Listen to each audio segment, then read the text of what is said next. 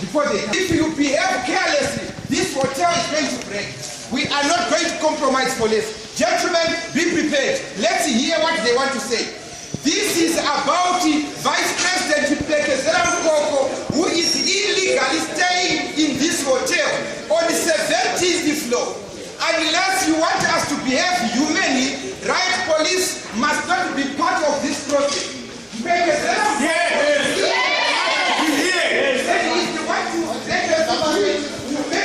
You must back and go!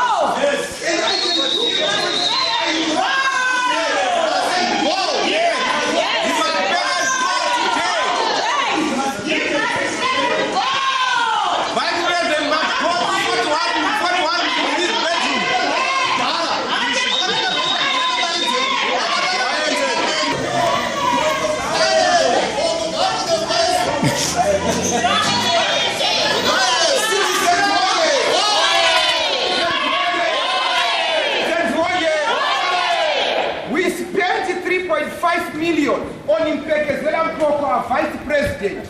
Today, he is irresponsible. He is refusing to stay in a home that we spent so much. My gentlemen, my button is 6A.